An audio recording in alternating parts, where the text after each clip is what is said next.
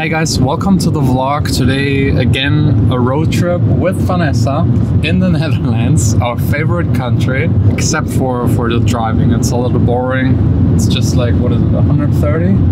It's slow, and they drive even slower. Yeah, so it's really slow. In Germany it's like go as fast as you want to, but we're here for a special reason. Yesterday I showed you my studio, a full tour, how it was constructed, the A studio, the B studio, the vocal booth, and I'm very proud of that place. But there is a colleague out there that has probably the most amazing epic studio on this planet. His name is Martin Forwerk. I met him a year ago at the dance fair and he invited me to his studio. Today is finally the day where I have the time and he has the time to make this possible, to give you guys a full tour of his studio. I'm excited like crazy. I've only seen pictures so far, so I can't wait to see it in person. Even Vanessa, that isn't really into music, thinks that his studio... I wanted to dress up. Yeah, she wanted to dress up like according to the theme of his studio. Yeah, but you thought it's too embarrassing. Yeah, I think it's fun. It's fun, but a little nerdy. But we'll let you know at the end of the video what we're talking about, or you might be able to figure it out yourself once you've seen that studio. So let's go. These words are valuable, they're special, heavy with intent. Diamonds dripping down, precious metals on a slow descent. Hard to articulate, don't enunciate, but I know you're waiting for it. Hello. Hey. Nice to see you again. Is it okay if I already start filming a little? Sure. I think this area is all fine. This area is all fine. Because you're actually, it's a home studio to be precise. Exactly. You live probably right behind there with family? Yeah, wife and daughter. Yeah. So this is the man area. This is, you could call it a man cave. Yeah, absolutely. Nice. So this used to be a pool. Yeah. But yeah, we converted it into a studio. So behind here is the studio. That's the entrance. Yeah. Okay. Yeah, let's do a round outside. Let's go up to the beach and then downstairs. There is a beach upstairs. There's a beach upstairs. Okay, then let's go. Yeah. So yeah, this was the pool. Yeah. And this is actually all concrete blocks. Yes. So it's actually keeping out the sound. Okay. So it's how thick is it? Like it's like what you see in construction, like this thick. But it is all made like airproof. So they went past every block with a lighter. Really? To see if there was air coming through, and then they shut it. So you have AC in there to have fresh air. I have a system exactly. Not an AC, but I have like a fresh air kind of system. Yeah. VIP lounge. Wow. That's not a man cave, that's a man beach. A man beach. Nice. So this is on top of the studio. The sand has two functions. Yeah. I mean, it's also great to keep all the sound in the studio. Yeah. But it's also great for your feet. Of course. Yeah. That's where you relax when you take a break from producing music. Yeah. Got my heat light. Yeah. A little bit of what is it? Aruba? Aruba feeling. Yeah. So you used to live there before moving back to the Netherlands. And you also had a studio over there? 2 studios. Yeah. 2 studios. I moved there once, so I had to build another studio. But, okay. So this isn't your 3rd studio or 4th, this 5th? Is, I think, 6th. Oh, wow. Yeah. But this is by far the biggest one. So, yes. So let's head inside. I can't wait. Sure.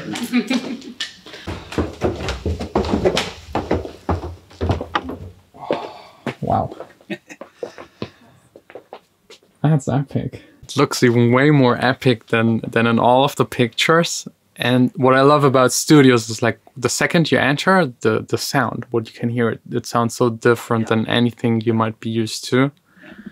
So this is not what we call a live room. No. It's more of a dead room. Yes. But I like it because you have really direct sound. We changed the light like a little.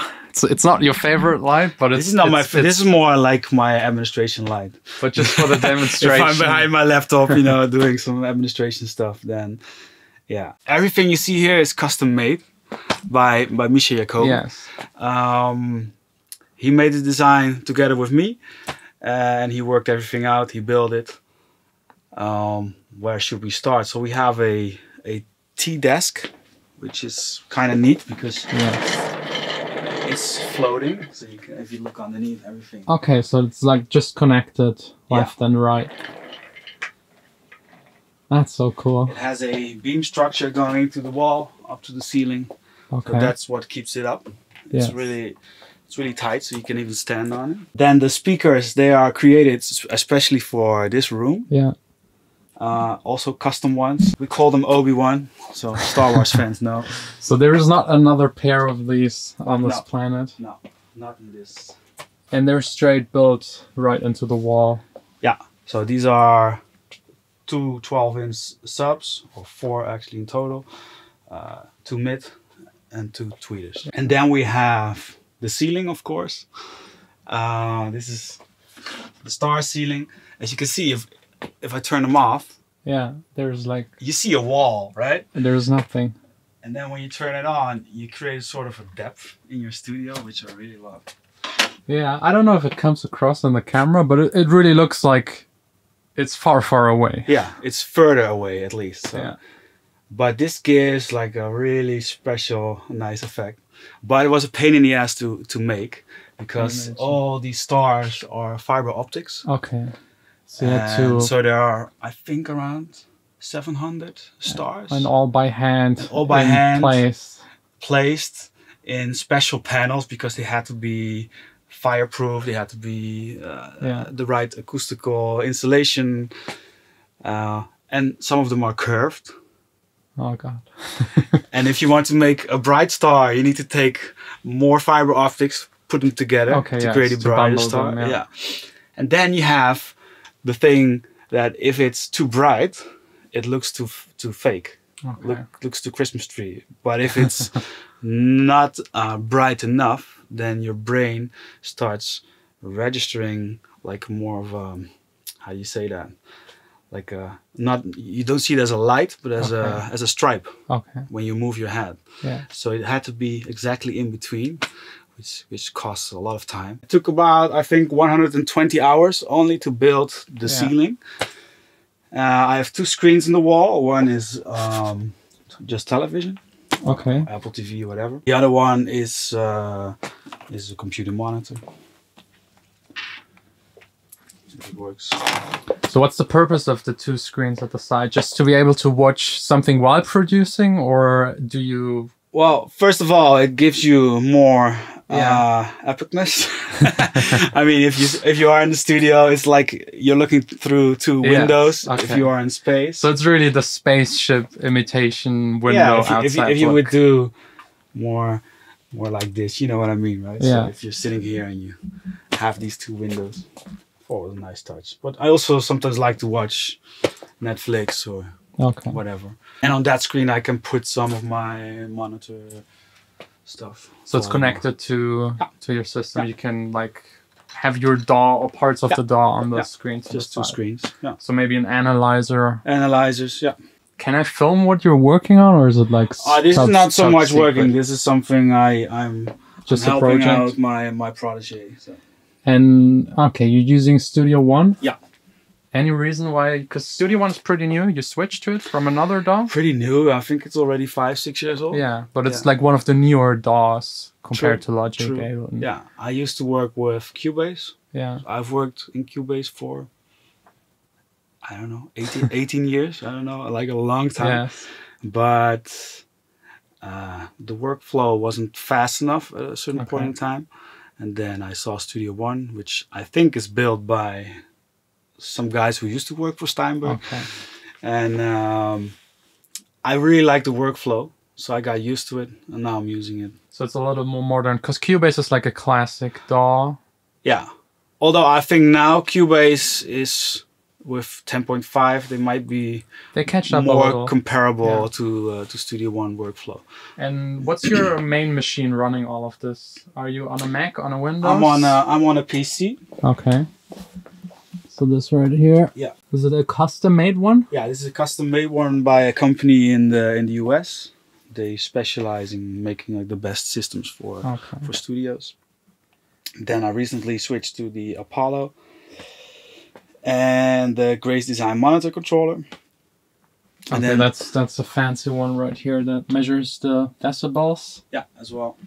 And gives you probably multiple speakers. Yeah, speaker 3, 2, 1. Speakers, mono, mutes. Everything you need. Everything you need. Yeah. Even got like 2 headphone outputs. Okay. Which for me is interesting because I can also record back into a recorder if I want to make videos or lessons or whatever. Then on the other side we have the Convert 8 outboard stuff. So that's the digital to analog converter.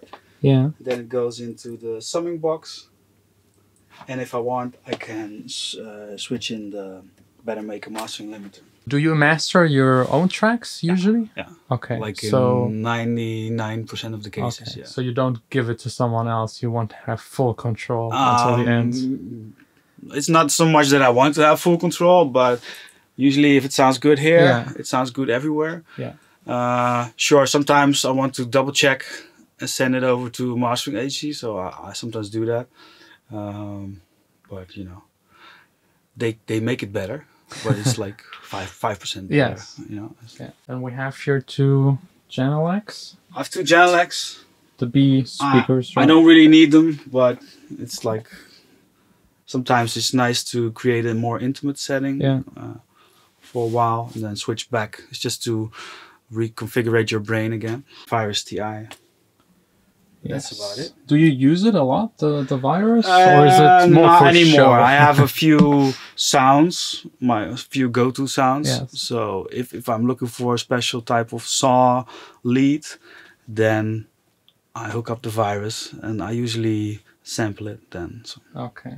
Because like your studio is, it's not the classic recording studio at all. No. This is like the EDM spaceship, and you probably work mostly in the box. No, because this is all out of the box. So. Okay, the analog summing, but there are not a lot of synthesizers, not a lot of compressors, EQs, outboard gear. No. Because I think that's like the modern approach. And also makes a huge part of EDM. This is analog gear, but you can use it in a digital sense because you can use it as an insert plugin. Okay. So you have total recall as well inside your DAW. Because that's the most annoying part about analog. Yeah. It's not very flexible. No, exactly. And I want it to be very flexible. So let's maybe check out the back, because that's like the special thing about this studio. It's my buddies. Because I don't think I have to mention to anyone that you're a Star Wars fan. Yes, I am a Star Wars fan. That was it got a little bit out of hand. So. Yeah. I mean, I saw this guy, and I was like, yeah, this is fun to have for the studio. No, but it's nice that you gave it a topic, like the spaceship Star Wars style. Well, at first it was just the spaceship. Yeah.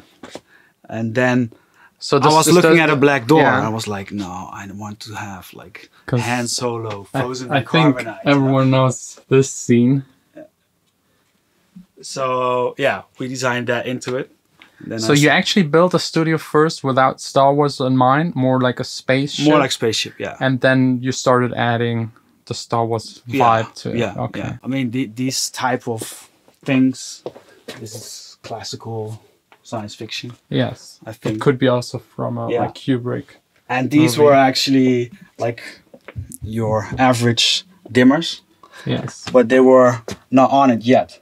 So I was like, hey, this looks pretty. Oh yeah, right. These looks are pretty science fiction, you know. And then we took 2 pot meters,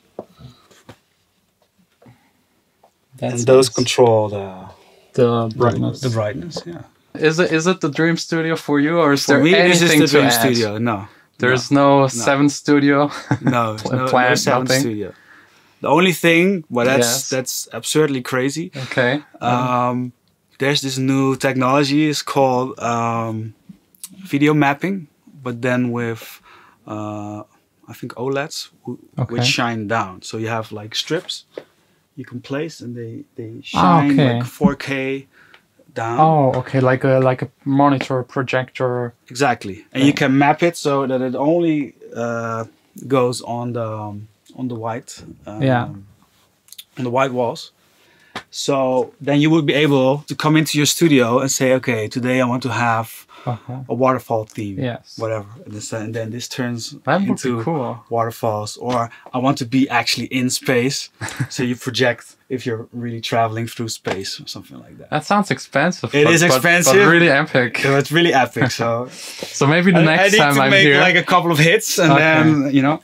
Yeah, good luck. I mean, you already achieved some. Some, exactly. But, you know, this is, you know, you need to keep something for the future. Yes. Perfect. So thanks a lot for the tour. Yeah, no problem. This is, I think we didn't leave anything out, no? Well, yeah, this is kind of interesting. Like these are the acoustic panels. Yes. That's what a lot of people forget about studios. Like, there's always something behind the wall that is probably more important than what's inside the studio. It's a special type of fabric with a special density of insulation behind it. And it really makes sure that if sound goes through that wall, it cannot come back. So it goes to the sides and then it dies out. Perfect. So you don't have any standing waves here. So you measured the room probably? Yeah. And how flat is it? It was almost completely flat, like plus couple of dBs. Yeah. So that sounds really boring, actually. Yeah, but that's what you need. So, well, it's not exactly what you need because I have amplifiers here. So you can mimic a more hi-fi sound. Yeah, so I gave it more a smiley effect. Okay. So a little bit more low end because I really want to feel it. Yes. And a little especially bit more for high electronic music, you need some bottom end. Yeah, but it's still really well balanced, of course. But also it has certain software in it. Yeah. That, let's say I would get like a -3 dip around 4K on my left ear. I can change it in the amplifier so that the left speaker would create like a... That's crazy. So full control. A boost of 4 dB on the left ear at 4K. Nice. Something like that. So I think it's about time to actually listen to some music. Should we listen to one of your tracks? Of course. Yeah. Like my secrets, I lock up and keep them. My secrets, too dangerous to give away. In my mind I'll stay.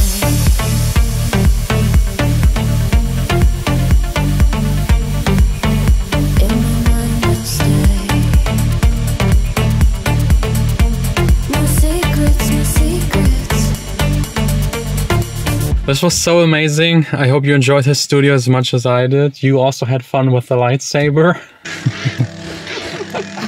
That looks epic. Me as well. It's epic. I love the theme. And the acoustic is really nice. Martin is a really nice guy. We're now having dinner together, talk a little more production stuff and like trash talk about the entire scene. And yeah, the light just went out, so it's a good point to just stop the vlog. Hope you enjoyed it.